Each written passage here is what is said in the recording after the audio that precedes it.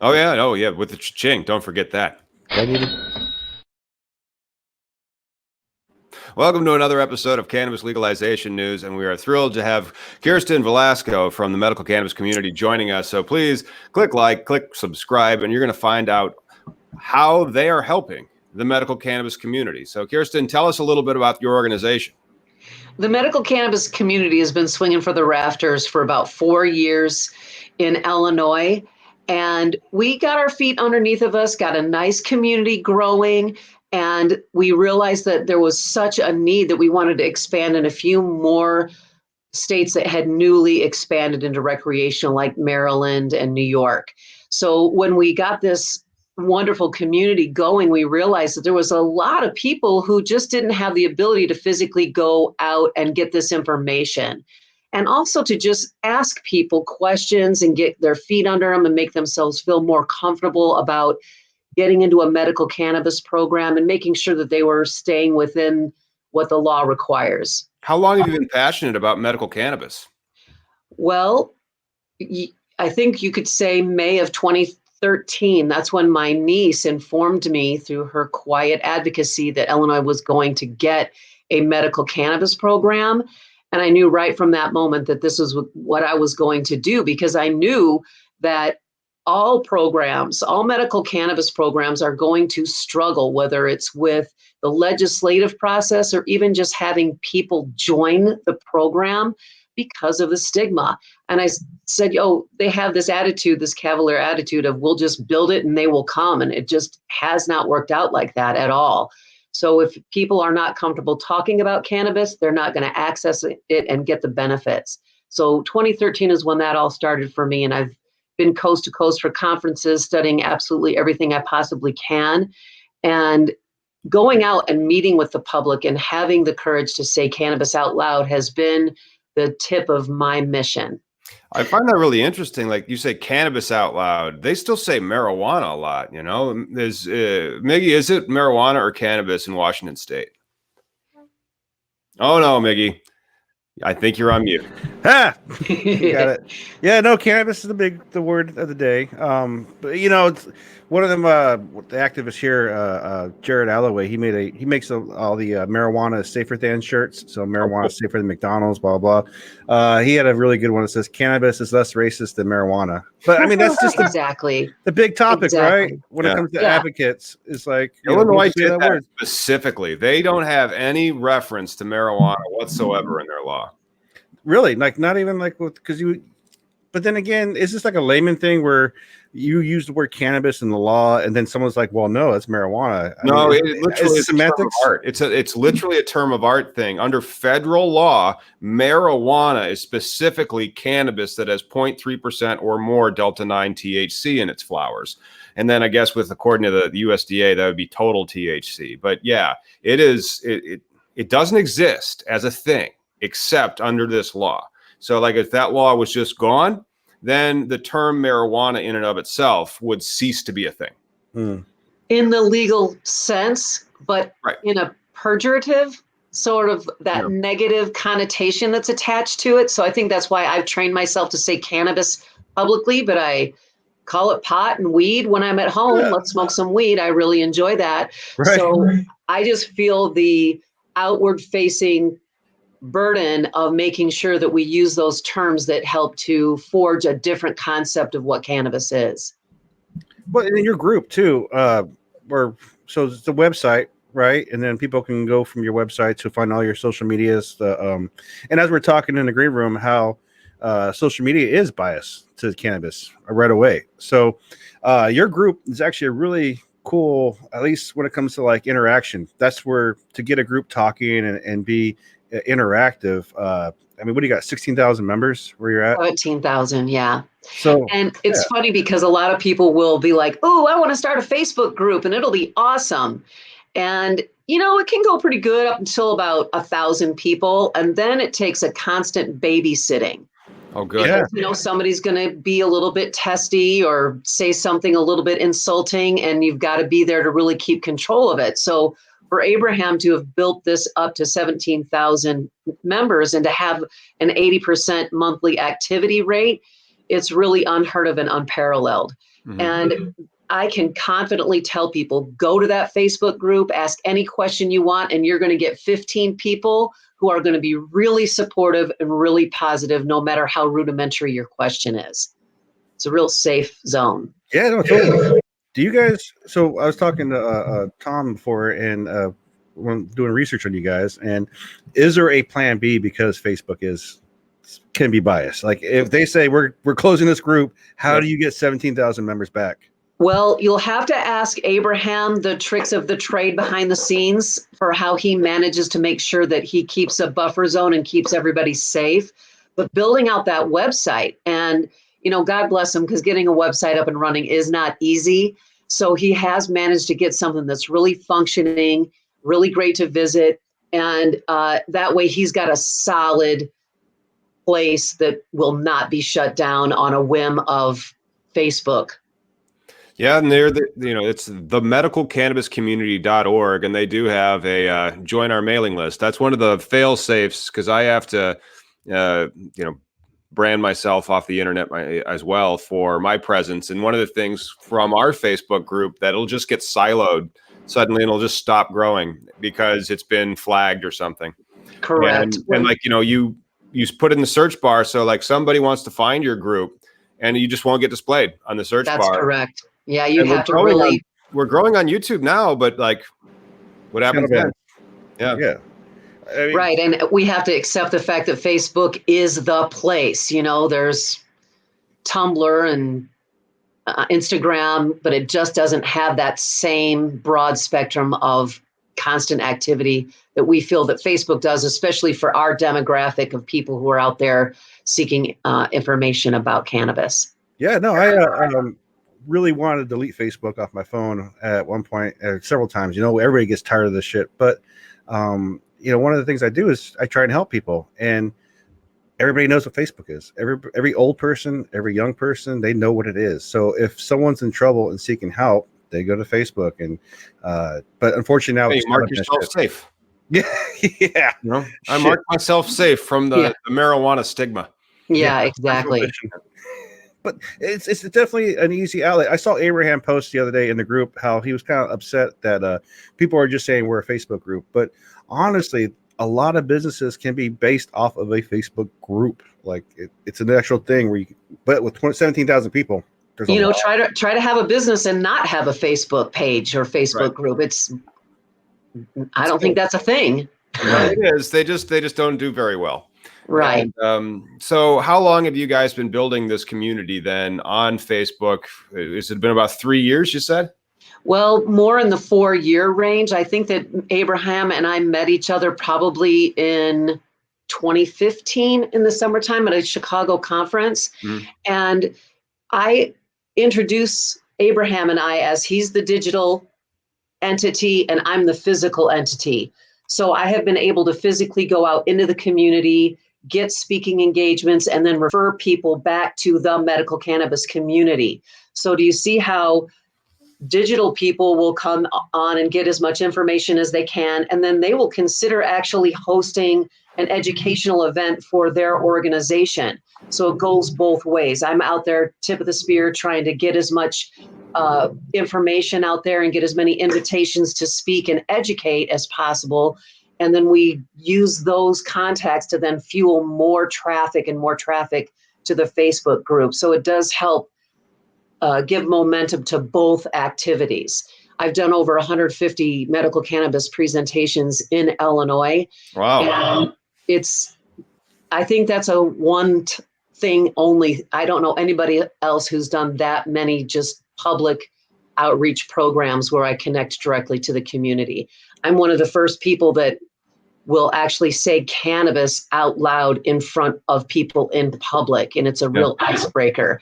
And I take a lot of weight and responsibility on those programs because at first I'm like, hey, I just want you to know that cannabis is safe and it's a great complementary therapy. But I do feel the need to actually plant a seed in someone who says, hey, this isn't right. We should be able to access this as a complementary therapy where we have doctors who bully and intimidate their patients who actually have the courage to be open and honest about the benefits they get from cannabis. So as long as people are intimidated about saying this out loud, I've got to be out there saying it out loud, making them get more comfortable with it. Well, no, this is great that you guys. Cannabis needs a community. It needs a center. Cannabis people need a place to communicate and talk, a safe place, because this is, we're still fighting weird stigmas from like the 60s, right? Like we're in 2020 and this is the world of flat earth. Like, what the fuck? Like, exactly. So yeah, a safe space is definitely needed. And at one point, Facebook was that until it got way above its head. And now like 1 in 3 people in the world is on Facebook, right? They have like over 4 billion people using it every day, and that we use YouTube here to be, and we're streaming right now on your Facebook page. I mean, we are still using their pipes. It works the best. Yeah. But then because what you're doing, it's not just the stigma, it's the legality. Like if you were just a thing that was a faux pas, that would be fine. Like you can't buy advertisements, you can't buy likes on Facebook, we can't buy subscribers on YouTube. But because it's illegal, that stigma is just allowed to be validated through official government actions. It really is. And 4 years ago, when I was really getting active out in the community, it was Ali Naguib where I said, hey, this is going great. In 4 years or so, we'll get across this finish line and we won't need to do this anymore. So that's sort of a lead into, oh my gosh, it's January. Adults do have access to cannabis, and 3.2 Have you seen million. the lines? Have you seen the lines? Adults don't have access to cannabis, man.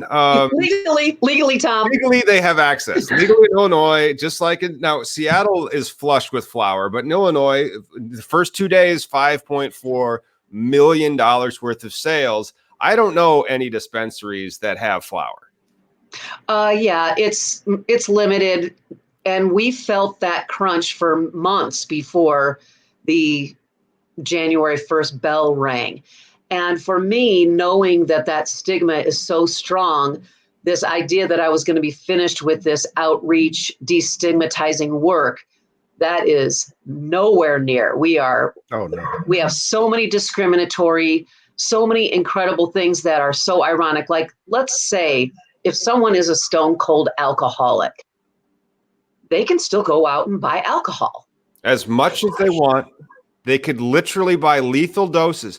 Like I had a wonderful New Year's Eve and I went right to sleep because we had some great Oregon CBD hemp flower tinctures that you make through using Everclear. So we had like one last cocktail to end the evening and bang, just to sleep, because there was a whole bunch of CBD in it. But that was totally legal. You're talking about Everclear, pure alcohol. You can buy that at the Jewel Osco. Right. And how many people puked and spent the next 2 days after New Year's completely hungover and miserable? Totally legal to do that. And yet, like you said, even in the dispensaries that are still supplying, they have said, hey, limit your purchases to one flower item. And now there has been so much angst that I had to say, we are having a hard time suppressing our anxiety and our desires for this to go well, to even enjoy the fact that this monumental thing has happened. We have crossed a threshold that is unique to Illinois. And I got to admit, I really do have a bias for Illinois because of Chicago, the Midwest. Have you ever heard the saying, does it play in Peoria? I not only am I from Peoria, I also am quite familiar with Richard Pryor. Like Nikki Glaser is the current hottest commodity out of the city. Is she from there? Yeah. Oh man, I love her. Oh crap. All right. So here we are at this monumental threshold, and the people who have been banging our heads against rocks are still so built up with anxiety because we're seeing that it's not meeting the needs. It's keeping that black market thriving. And, God bless the black market. I don't want to besmirch it. Think about how many people have survived only because they've been able to get a hookup for black market weed. So there is still so much angst and anxiety involved with how far we still need to go with this. And have you taken a moment to think about how Michigan had medical for a really long time, but they didn't have the legal framework and infrastructure and bureaucracy to make it a really full-fledged campaign and program. Same way when they flipped. I felt really bad that they had got to flip the switch December 1st, 1 month before us. I really wanted to beat them to the punch because we've done so much work to get there so legitimately. But when you saw that in their first day of sales, it was like $200,000 and 2,200 transactions, and ours was the 3.2 million and 77,000 transactions. Man. So that just that is. Does anybody else have a loop when it's okay? No, we're good. But that just basically means that was capacity. That was just nonstop ringing the registers. There was just that many registers. If there was more registered, it would have been more than $3 million. correct. Yeah.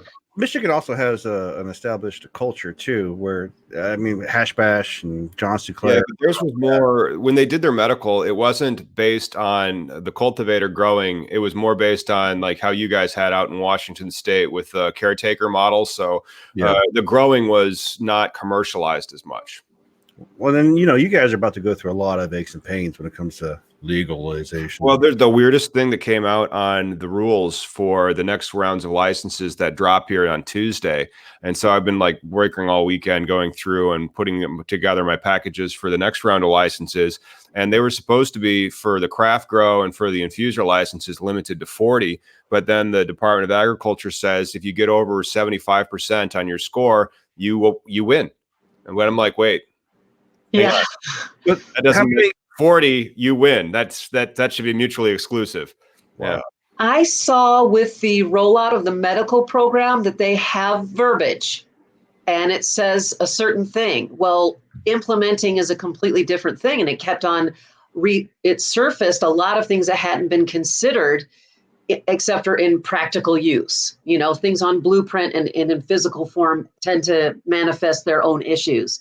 So that's what we really saw. And I think that's what's going to happen with that particular verbiage is somebody saw that and said, is that what they really mean? That just everybody's going to get a craft grow license, which that means then every patient also has the ability to grow their own cannabis. So it does seem that they are trying to expand things to fill in the gaps where but nobody's selling at all those dispensaries that are basically sold out and limiting flower purchases. There's no ability to purchase seeds, even though now it's legal for the medical patients to have their 5 plants. So there's a lot of mystery seeds getting planted or like mystery clones flying. And that's how it started for the medical program. They're like, don't tell us how you got your seeds. We don't even want to know. Let's just jump right past that gate. Hey, I wanted to ask Tom, since you're here in Illinois, how many licenses applications do you think that Illinois received here in that open interim? On the last day, one of my buddies, he's another cannabis consultant in the industry with me. Hey, Ben. He said he was number 889 or something like that. And so I have no idea how many people were behind him. When I put in an application on the 31st, I was number 217, which, it's also the zip code for Champaign area. Hi, people in Champaign. So if I was 217 and he was 889, it's probably going to be over 1,000 for those 75 spots. There's over probably 1,000 applications. And that might be misleading. And here's why. Because some of the people that might have gotten a number may have had 5 applications. And mine's a good example because I just had 1 application, but they wanted 5 licenses. So that counts as 5 application fees. But I just had 1 number of 217. So if there's just 1,000 individual packages, and some of those, that one package could be 17 different BLS regions. So that could, count as 17 different applications. Depending on how they count the applications, it could be in the 5,000 range. But that's obscene. It is obscene for 75 actual licenses being issued. Right. It's insane. Those are just stores, right? What's that? The 75 licenses. Those are just stores? Just dispensaries, just retail. Yeah, and then how many grows are you allowed to have? That's the thing. There was 40 in the statute, and then there's different waves. And there's different types of grows. And so like there's the big dudes. Those ones aren't even open for business. Those are the ones that are already operating. And then there's these small entrants, and those are called the craft grows. And that's 5,000 square foot flowering canopy. It's cut about 1,500 plants, depending on what state that you're watching this in. Your regulations might call for plant numbers as opposed to square footage of flowering canopy space. So 5,000 is where you can start. And then if you do a good job, the state will let you track all the way up to 14,000 square foot. So, that's quite a bit of plants. And then I don't understand why it was like 40. And then next time was supposed to be 60 and 150 max. And now the Department of Agriculture just says, if you get this score, you win. It's fucking nuts, dude. Yeah. Yeah. We'll wait and see how it pans out. Yeah, but the numbers just seem even like arbitrary as it is, because in Washington, when it was medical, we had 1,000 dispensaries. Like literally across the state, there was 1,000 fucking dispensaries that you could, I could go anywhere in the state and get weed. Wow. And then when recreational happened, that's when the police were now on the payroll, and they were part of the enforcement and downsized everything. And I think we're only in a couple hundreds when it comes to shops now.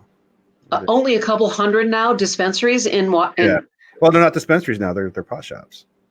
Oh, they call them pot shops. We're not dispensaries because we're not medical. There's no fucking medical out here, man. They got rid of it. Oh. Well, technically ish. I mean, But I have my card. Do you have card reciprocity? No. Illinois does not have card reciprocity either. And so, like, if I take this to Michigan or to Nevada or to California, I think my card counts. Yeah. But if they bring their card here, it doesn't count. Correct. Regulations all fucked up. But, and back to your point, Kirsten, about the taboo. I just did an article today I put out, and I talk about how, like,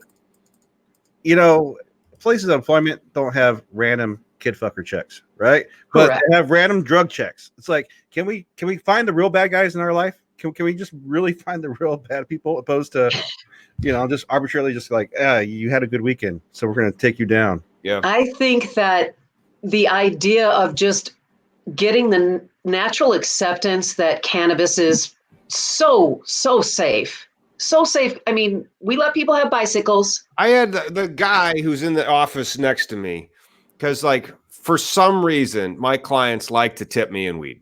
Can you believe that? And that's probably going to happen a lot more. And I mean, and I have no problem with that. It's great. I'm like, oh my God, how did you know? How did you know? And for some reason, I leave, and the guy's like, it smelled like such cannabis in your office. And I'm like, yeah. Right. If we want our businesses, if we want Illinois to succeed, you have to have people who are not afraid. That's right. So because I stand on the shoulders of a lot of people who had to sacrifice a lot and go out and take the risks, now I feel that much more obligated to be as loud as I possibly can about this. Just keep the airwaves, keep everything saturated, keep it constantly on people's minds. It's the only way to get people to adapt to it. And there's simple things like THC is evil, but CBD is good. And I'm like, no, that is completely false. Right. And just as a way for people to hold on to their idea that it's a super bad thing that people should not be doing. And it's just really frustrating, because I'm sure that in you guys' lives, you've seen people who suffer illness, horrible illness, and their loved ones actually ask them, please, will you please try cannabis? They get terrible diseases, and they think cannabis is terrible for them. They think it's evil. They think it's bad. They don't want to try it. Maybe if they're going to die, and still probably not then. Yeah. I worked for a year at Florimedics in Elmwood Park, which is now called Sunnyside. And a young guy came in, and his dad had finally agreed, okay, I'll let you go get the cannabis card. And I called him the next day after helping him submit that application. And he was like, my dad died yesterday. Do you see how, like, it's only at the very last that some people will relent and be like, fine, you'll bring that devil's lettuce into my house.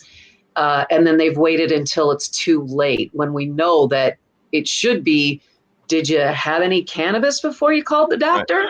Yeah. It should be the new 2 aspirin and call me in the morning. Yeah. And it's something I thought about too, because I had a neighbor who had a brain tumor, and some people gave me some RSO to give to him. He wouldn't touch it because of his Christian values or some shit like that. And so I'm like, all right, I guess I got a whole team of RSO people that you see that like are always saying that, you know, cannabis is in the Bible and it's all cited in this. And I'm like, all right, cool, man. I'm glad that you have faith and I have faith in cannabis. The rest of the stuff, I'm just going to take you at your word, yo. But it's a natural thing. Why not try something naturally grown first before I take this little like thing that has like a disclaimer about like anal bleeding and shit? Like, why can I not just try? I can tell May you not why. work. Ask your doctor about AstraZeneca. Right. It's the shame of it. Literally the embarrassment of being lumped into drug addicted losers is what is tagged on consuming cannabis. But meanwhile, take your Ambien with a drink of Franzia, you know, boxed wine, and off to slumber you go, and nobody has a problem with that, even though unless you like, you know, start sleepwalking and like, you know, fight somebody. Well, which, again, they warned you about that when the sleeping cat jumped back into the window and then tuckered himself out on the bed, which you're like, wait a second. Am I going to be a sleeping cat that's like wandering around while I'm on this Ambien stuff? That's one of the reasons why we've gotten so many people into the medical program. People had to literally suffer the physical damage of pharmaceuticals, and doctors will say to them, I can no longer prescribe this to you. You have to find another option. So sometimes when their back is against the wall, then they break down and say, maybe I should start asking some questions. And I feel like people, even though you go onto the internet and literally anything is there to ask and get questions, it's like jumping into an ocean of information, and you just go down a rabbit hole and don't know what information you were ever even started looking for. So that's the idea behind actually going to a class. It's even when people would come to libraries to see my program, I'm like, these people left their houses to physically come talk to me. I'm really amazed by that in our digital world. But there's nothing like having someone who will tell you, hey, this is what it was like for me. And by the way, could you please start with inhalation and not edibles? And that's another irony that people are like, oh no, my parents told me not to smoke. I'm not going to smoke anything. And I'm like, then we have the vaping crisis to further roadblock us. But inhalation, real small, real easy to find out how it made you feel really quickly, instead of wondering for an hour and a half what your edible effect is going to take. We've got those baby steps that it really helps to have someone, you know, who looks a little bit like me, who's not too threatening. You know, it really does help to have an image to go out into the community and make people feel comfortable. Yeah, no, you're doing great as far as the educational goes and being a spokesperson. I mean, it's necessary and it's still needed when people are afraid. Even from Tom and I's advocacy, I've been doing this advocating for cannabis over 20 years. It probably wasn't within like the last 10 years that I really have embraced the medical side of things, because before that, it was just like, I know this thing, I can smoke it all freaking day and it's never going to kill me. Why is this illegal? Opposed to like the six pack or whatever. But you know, back to your point about sick people, you know, a lot of the advocates that we have and have come up are because they were sick. People who, you know, Reefer Madness. And I was thinking about this today as we're about ready to talk, because I think about why we're not closer. I mean, we're way closer than we were before. But why aren't we there yet? Why aren't people in the streets mad as fuck? Why aren't people tearing things down? You know, people are mad in China and Hong Kong, everywhere doing things. But what do we got? We got complacency. We got internet. Well, yeah, and this is another reason why I feel so strongly about being a open broadcaster about this, is because who are we going to rely on? Sick people? The people who are struggling just to make it through the day, and we're going to say, oh, look at the success you had with cannabis. Now go trot out and make yourself and your family bear that burden as well, to go convince other people that they should add cannabis as a complementary therapy. Right. And another reason, go ahead. I was going to say that, and the reason why we're still fighting about this, Miggy, is remember, the Civil War ended in 1865. And then for another 100 years, not much really happened in the way of progress. And then it took a lot more lynchings and marches and standing up to each other. And then actually, I wonder if the evolution of technology, because then, you know, first you just could lynch somebody. There wasn't pictures. You know, what are they going to do, like an artist rendering sketch? Nobody could read. you know, and then you fast forward another 100 years in the early 60s, and television's everywhere and everybody can read, and they've been learning all these things for years. And that was one of the things in this old book, you know, coming up on 10 years on it now. Like Fred Vinson was the Supreme Court Chief Justice at the time that cannabis prohibition arose he was named the Supreme Court Chief Justice, and he died in 1953. Before he was named to the Supreme Court, he was a congressman, and his lies helped to pass the Marijuana Tax Stamp Act. And then when he died as the Supreme Court Chief Justice, he was holding up Brown v. versus Education. So he was a racist motherfucker. Yeah. And he was still there. Why do you think he lied to make marijuana illegal? Why do you think he was holding up Brown v. Board of Education? And those people just were allowed to do it. And they're still in power, like Mike Crapo in the Senate. Well, like you're saying too, also, you know, big topic here. I talked to a lot of guys here locally, and, you know, we're so people, like you're saying, with technology, you know, you've seen those lynchings from like the 50s and the 40s, and there's pictures of people like smiling and standing, like taking a selfie, right? Right. Those people, their grandkids are alive now. Some of them are still fucking alive now, like influencing our policies and whatnot. So you can change the law, but it doesn't actually change what people will do and what people will think. And in these years that I've done this outreach and advocacy, I've been thinking, oh, you know, the industry itself is going to take over, because every conference I went to, they're like, we need education. Education is the key. And yet, when you go to do education as a license holding entity, everything that they want to do gets held up in compliance. They are so afraid of the fines if they're perceived as advertising. mm-hmm. So even now, they really try to limit what they do as far as outreach goes, so that they don't run into anybody who complains or calls the press and does things like that. So we have the actual license holders who have so much invested, still being intimidated to be wary of receiving these fines and bad press. I mean, we just have to toe the line and just try to do as best as we possibly can under the great extra unreasonable burdens. Well, it's like even in the recreational, whether it's Washington or Oregon, California, you would think with all the people that are incarcerated, that all these people would join forces. Now you're making revenue, you're pulling in a sustainable income. Hey, let's donate and help raise awareness and change the policy. No, nothing's going to happen, because people are happy in their small little worlds, I think. Well, they don't, like, why are you trying to change my job? You know, like, if you realize my job is to arrest these bad, terrible people, and that's why I think they're bad, terrible people. And also, why are you trying to put me out of work? You know, I'm just a cop. That's why I give advice on how laws should be. Yeah, no, it's a weird quandary we're at, right? I mean, yeah, a racist law. It's so historic. Things that we do with the medical cannabis. Uh-oh. Did somebody go into buffering? Someone's in Comcast mode. Well, Comcast, another friend of the show, longtime hacker, first-time watcher, Comcast. But we might have to put her out and then bring her back in. And then that's sometimes how this works. But I wanted to bitch about Upton Sinclair. It's like what he said over 100 years ago in the jungle, I think, 1906, where we'll take her out of the stream and we'll add her to the stream.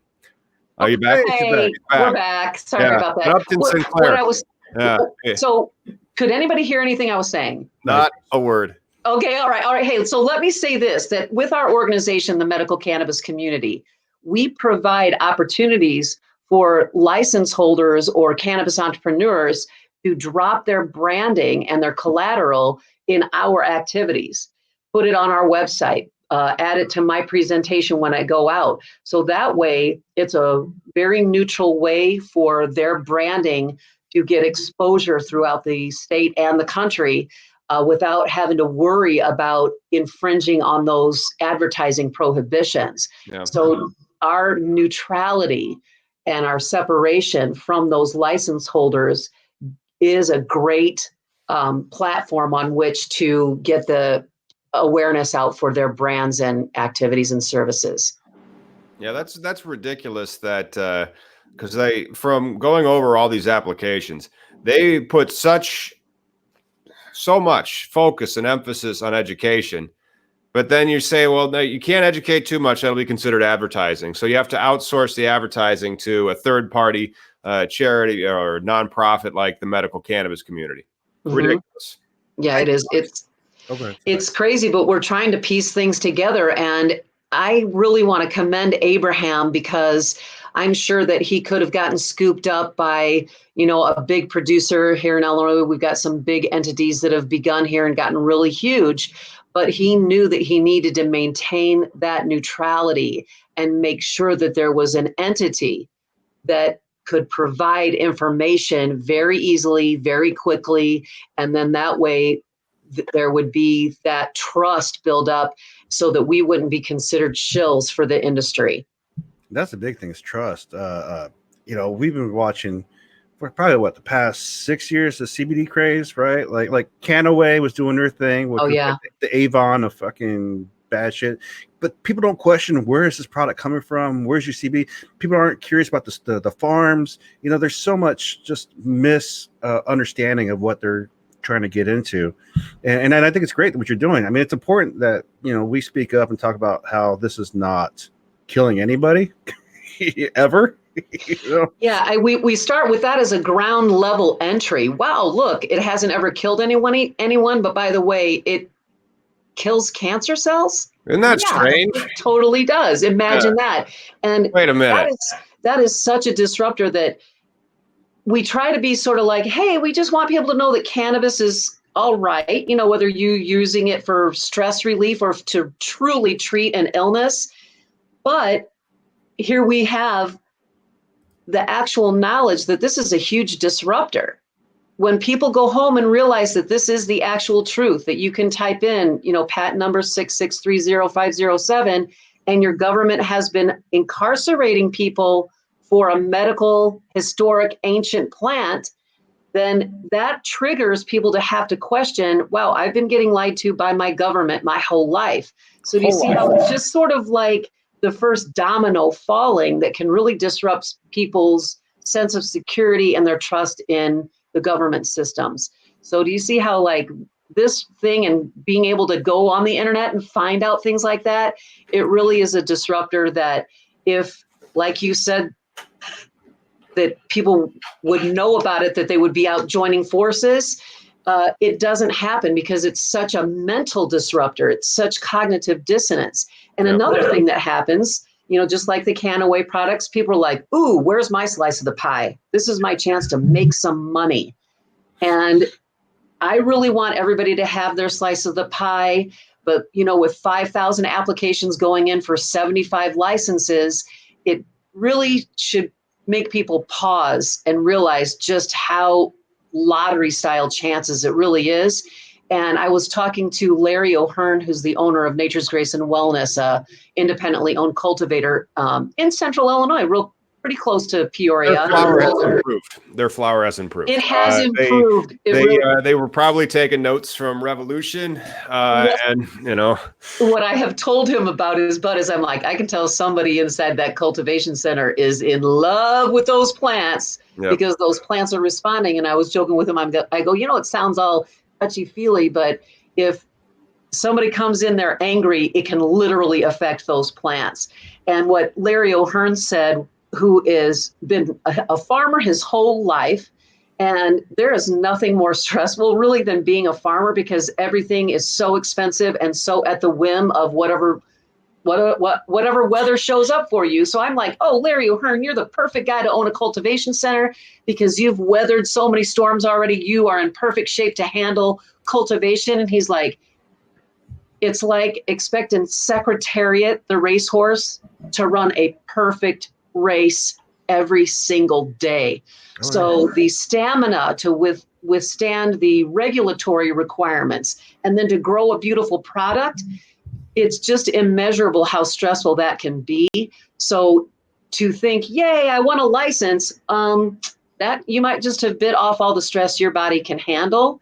And I feel like in Oklahoma, have you guys looked at that program? And trust me, I'm eagerring with envy because they're like, we haven't even launched. We don't even have any flower to sell. And we've got 120,000 people registered as patients in Oklahoma, but they have segmented all of their licenses. So a normal business would not grow their own product, process their product, package their product, ship their product, and sell the product. I mean, all the way through, and including marketing. Right. So with the Oklahoma program, it's more segmented and it lets a lot more people in. And what it does, and I'm looking forward to hearing your opinions on this, it lets a lot of people throw in their own personal assets and cash. And then at the end, a couple of years later, the people with a lot of money are going to be like, okay, so now we get to pick and choose who's stayed above water and who's shown that they actually have the tenacity to survive in this industry, and they can get picked off. What do you think? Depends on how much they allow for monopolization of the marketplace. I mean, because in Illinois, they really locked down how many licenses you can own. Now, like, they've segmented the industry in Illinois into like 4 different areas. And so they could segment it further into nurseries and into just a specific processor, like, extractor type license like they do in California, and maybe also delivery. But I don't think that they're going to segment it into, like, from the craft grow, to say that the craft grow isn't going to be from the seed to shipping out the door, pre-packed, pre-wrapped, pre-weighed, pre-cured, like they do currently. I just don't think they're going to change that. Well, I think Oklahoma is going to be also, they are at the state where Washington was 10 years ago, as far as the Wild West goes when it comes to medical. They've already had an established, every other corner had a CBD store. And now the transition just to go from, hey, now we're just taking it up a notch. It's not that hard. But what I do see for the medical side, and this is what happens when I witnessed in Washington, where first off, you gotta have some balls to be in the industry. You gotta be willing to, like, okay, I'm gonna be a caregiver. I'm gonna supply this to everybody. And then once you get your line going, because you're talking about a vertical integration where they grow and then they sell at the store. I think she froze. Oh, never mind. No, she's just listening to you, man. You're good. So yeah, with like here in Washington, a lot of people took an entrepreneurship upon themselves. They had to grow, and then they went and sold their product in front of a store, all their own revenue. And a lot of these guys made millions from being in control of their product, or if they had good product. And then when 502 happened, our recreational, that was licenses and lottery, and a lot of these places went out of business because different types of enforcement now. And right. I think Oklahoma has the chance you can still be a millionaire with a seed. Yeah, you have that until you have like a listeria outbreak or something. I mean, that's the thing that Illinois and maybe also Washington State have gotten really, really crazy on. They've realized that cannabis is a foodstuff. I mean, it's something that you put into your body. And so they want, and like, that's really, that's points, big points on the craft growers for how in your operations are you going to ensure not just consistent product and reliable product, but, pure. It needs to be tested, and it needs to be pretty much chemical free. There's just stuff that you cannot put in the supply, and then you have to be committed to always having that supply ready to be shipped out the door. That is hard, especially at 5,000 square foot flowering, and then especially at people that they're just in the green rush phase where it's like, I'm going to get this license, I'm going to be rich. And they have no idea where it's going to be. I'm going to get this license. It's going to cost me millions of dollars before I start making that money back. And then once I start making that money back, it is a grind. And then 280E. And it's like the 40% nominal tax rate that you're actually paying because you can't deduct any of your expenses like in a normal business. So it just has people coming and going. And I do feel like I want people to be able to make money, but my mission isn't really about that. My mission really is to gain acceptance so that we don't have doctors bullying people. And doctors really are doing the opposite of what they should be doing. They should be saying, hey, this is your first line therapy. They have to stick with their Hippocratic oath to be able to say, I know what is safest. Money. Come on. The doctors are taking the federal money. They haven't learned anything about it. So like, if you look in the rubric of like the people that are always against cannabis and the ones that keep the stigma the most, it's the ones that take the federal money, because they don't want to risk the federal money or the law enforcement money. They take the money that says you're not allowed to have it. And so like healthcare, I can't date anybody in healthcare. And they're gonna be like, what do you do? I'm a weed lawyer. Get the fuck away from me. I don't want to lose my job, and that's just how it is. And so it would be the same thing if they were in prisons or if they were in some type of federal position where they've abided. They said, oh no, I'm going to comply with all the federal laws. They don't want to risk that. I mean, the public housing, same thing. You got Section 8 housing money coming in. You don't want to risk that. You're going to say, no, even if it's legal here, you're not allowed to smoke. It's my Section 8 housing. You can't smoke in your apartments. Well, there's the crux of the biggest irony is that nurses, the patients will be more honest with a nurse because they don't think they're going to get in trouble from the nurse. And the nurses are like, yeah, I know I've seen cannabis help so many people, but I can't even tell. They can't even talk to a doctor openly and honestly about it. Yeah. And it is much easier to toe the line. And there's been this saying that I just follow the law. I didn't make the law. I'm just enforcing it. Yeah. And that is a bullshit thing to say. It's not. It's literally a psychological fact. It was proven by the Milgram experiment. Essentially, and I hate to be a buzzkill on this, there's a 2/3 chance that everybody is a Nazi, and they will only be following orders, and they will follow orders to kill somebody else, provided that an authority figure instructs them to do it. And so if you ever want to just like cry yourself to sleep, and then sleep through your alarm, and you're like, fuck it, man, nothing matters. Read the Milgram experiment. And then remember that the next time you're in a position where a person of authority is pushing you to hurt somebody else, you'll be like, hang on a second. I read the Milgram experiment. Fuck you, man. And then leave. Exactly. Yeah. You, just arbitrarily absolving yourself of responsibility. Yeah. I was just following orders. I'm sorry. Right. You do it. Yeah. Because you guys talked about money, and a neat trick that they pulled, during the 215 days, the early days, was shaming. Like, how are you going to be a grower and make money? Like, this is supposed to be a nonprofit. Like, we're a bunch of fucking hippies that don't like want to have a living or have nice things. So they're making you feel bad about actually making a living off of this. Yeah, there was a lot of shaming going on as far as it's medical, which it is, but we still need to like overgrow the world, but people need to eat. People need to have decent incomes and support their kids and whatever else people do, with job money. That's what it is. It's a job. Essentially, it could be. If you spend your time on it, you should get compensated for that time. Yeah, it's just saying, when you say people say patience over profits, I totally agree. But I also think that we have to learn that people are self-interested. Yeah, well, not just that. We're citizens. We're normal. Oh yeah, the patience over profits. I don't think I've said that. It's the get rich quick fever that people get, which is why you see a whole nother brand of CBD out. Have you guys gone a day where you don't see a new brand of CBD? And they all think that their brand's the best. So they're all falling victim to the same type of I'm going to get rich fallacy because I'm special. And then there's a guy that's way less ethical than me that has my type of understanding of how like you can sell online websites and stores and marketing and branding. And they're just taking them to the cleaners. And it's like, and then you talk to them, and then the growers, because the growers are fussy. And so the growers for hemp are also fussy, and they aren't business people, they're farmers. And so it just creates a cacophony of things that I think is going to create a lot of bankruptcies, especially after the USDA's rules become effective for the 2021 crop year. Yeah. The licenses for hemp growers in Illinois, I think, were issued January 1st of 2019. And I did talk to some people who had purchased their own CBD flower and then made it into salves and balms and tinctures, and just by their own personal massage business, let's say, had gotten a wonderful following. And they were like, oh, this is awesome. I'm going to get one of those hemp licenses.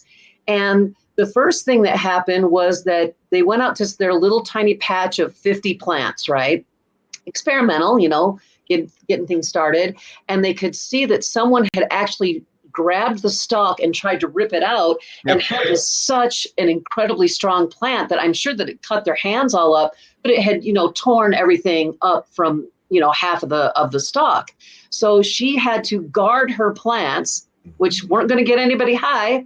And then she was randomly chosen for an on-site lab test. And because she lived in such a remote area, she was going to have to pay individually for this lab facility to come out. And it was going to be $1,000 or more. And so she was able to plead to the state, but I don't think it made any difference. I think that, you get what you get. And I felt like, go back, purchase your CBD, make your salves. You already have something that is selling. You don't have to become a farmer, a processor, and then live with all those government compliances. And I heard a story about someone saying, oh, well, I'm paying a refrigeration company to store my CBD that has been harvested and tested, and they're waiting for the price to come back up. And I'm like, this is a commodity, and the more there is, the lower the price goes depending on the demand, and it just stops being something cool and new and just turns into a commodity at that point.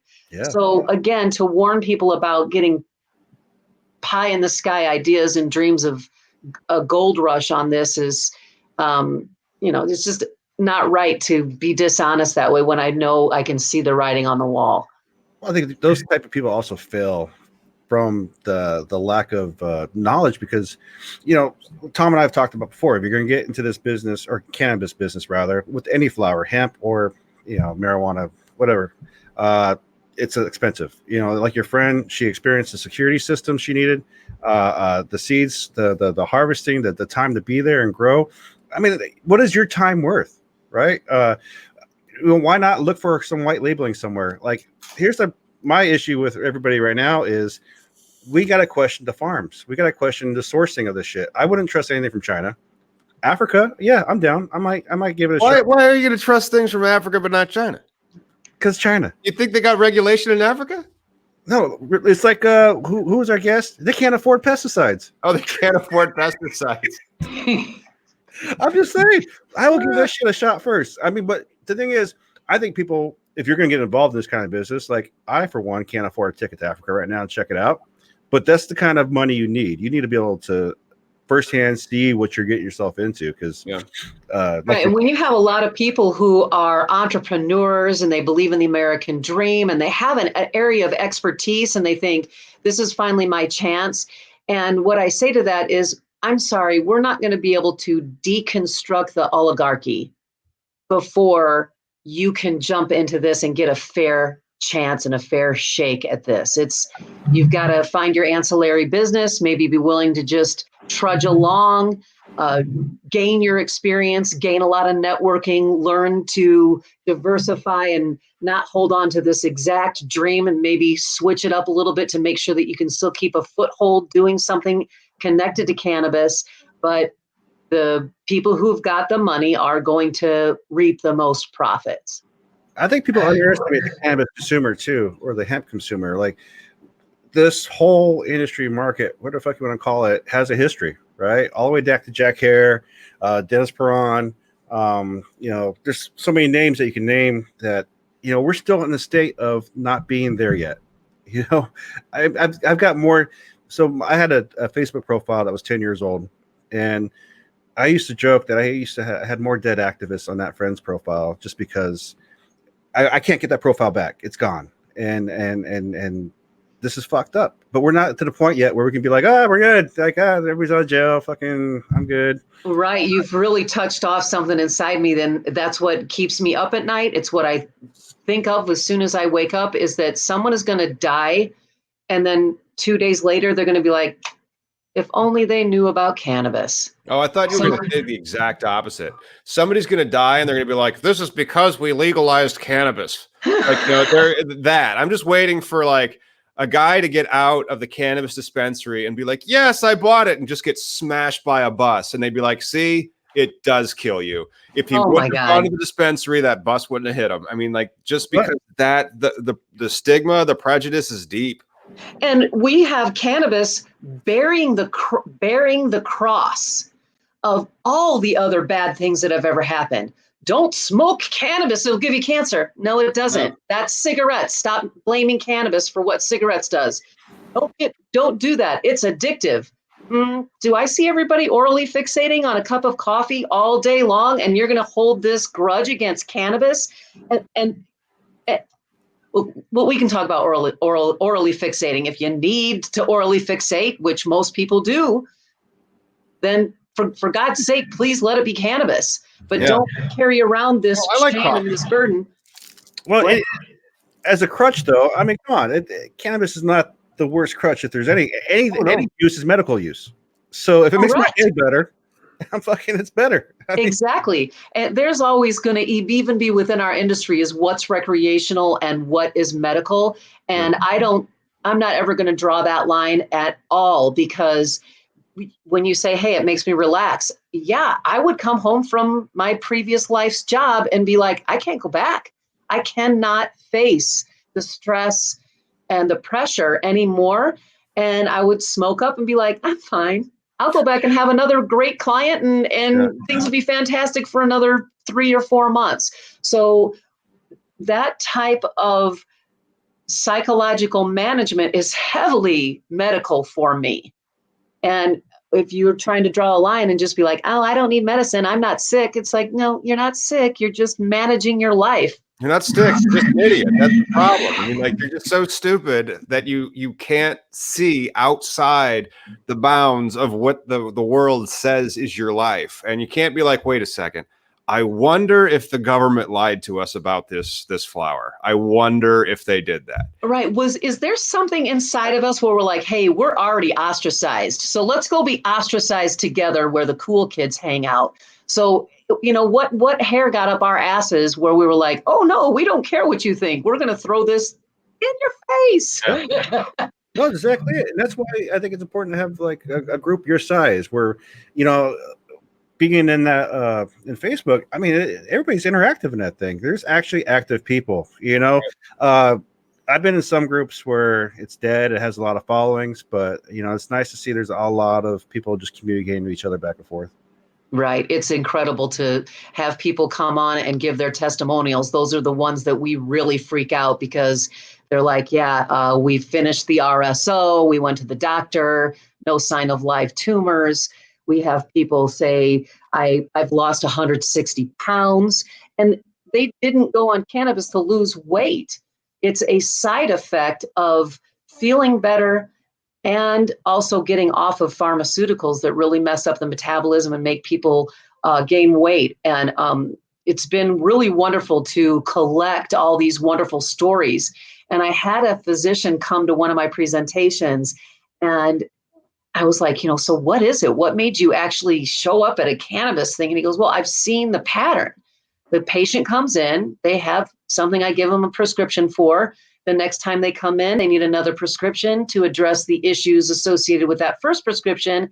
He goes, the next thing you know, they've gained weight. The next thing you know, they've got diabetes. And he goes, remember a couple years ago, it was during football playoffs, which it is now. So, sorry that the Saints lost people in New Orleans. My bad.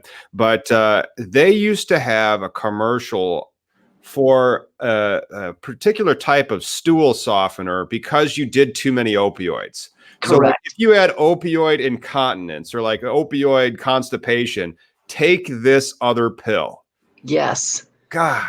It's like owning a corn chip company and a diarrhea medicine company and making the corn chips cause diarrhea. It's just brilliant. And I remember some they weren't like, the nicest person in the world, but they were a good businessman. They owned all the diet clinics and the Dairy Queens in the city. Oh shit. Yeah. Clever.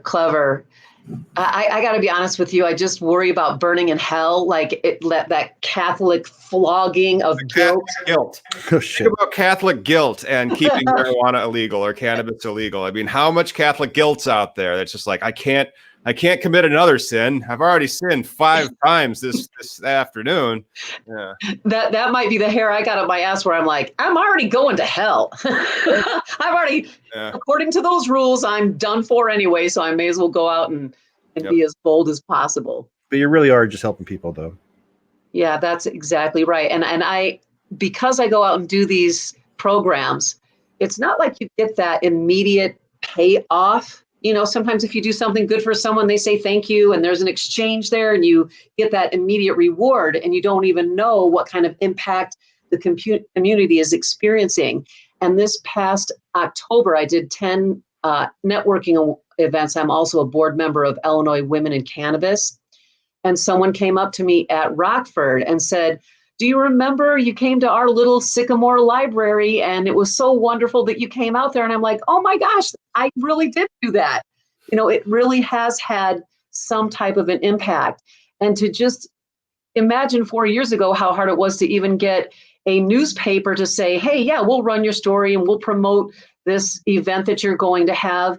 And now we are getting the calls where they're like, hey, will you come on and provide a statement and tell us more about what you're doing? So even just in the last 4 years, in regards to physicians being more accepting, in the beginning of this program, we had people driving up from St. Louis to Chicago and spending the night so that they could see a physician near Chicago who was willing to take on a new patient and then sign that verification form.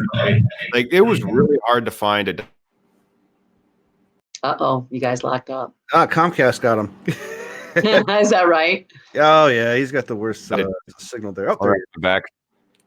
Right. So now with physicians, yeah, so doctors are actually, without being pot doctors, they are actually listening to their patients. And if the patients say things like, look, I just want to try it out. I've tried all this other stuff.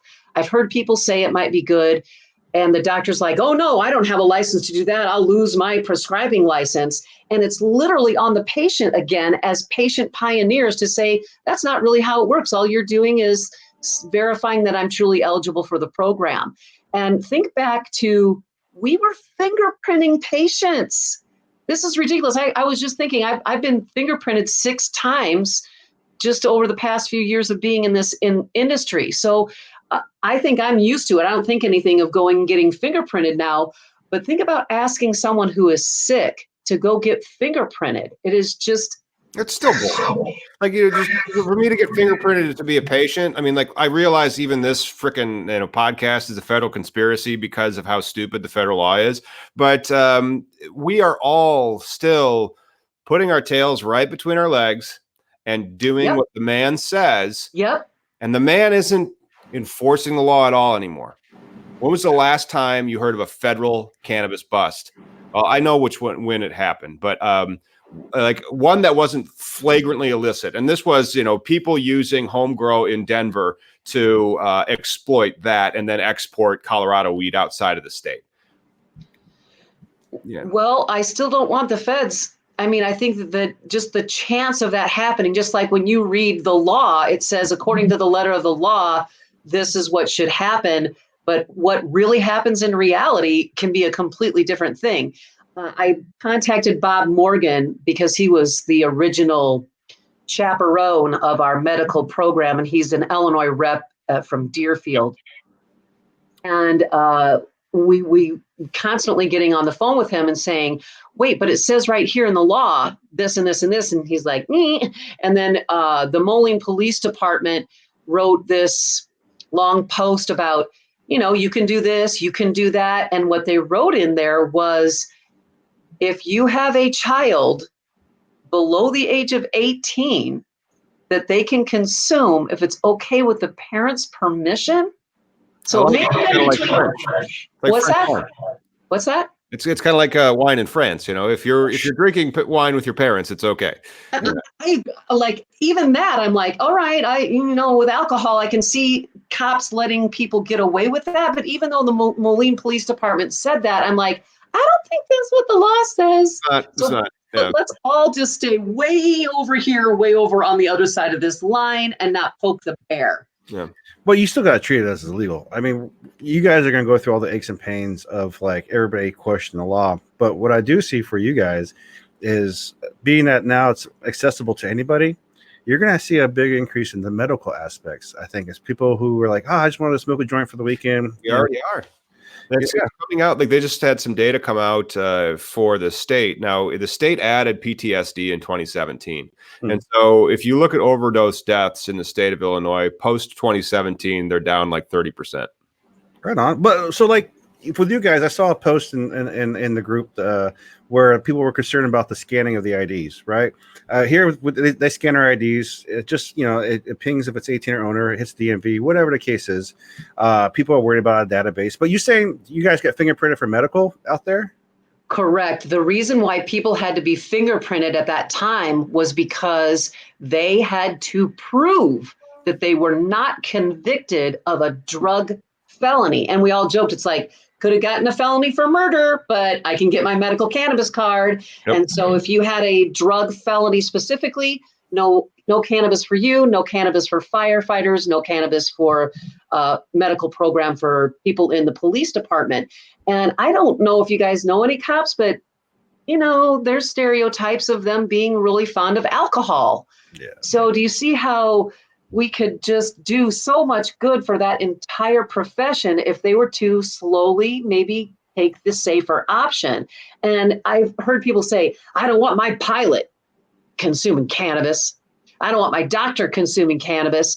But it's okay for them to consume alcohol. So you're cool with that. And you understand that eventually they're not going to be impaired, but you wouldn't expect that or even go to the trouble to research that before you just lay that blanket accusation on cannabis that everybody's going to be wasted behind the wheel of a car.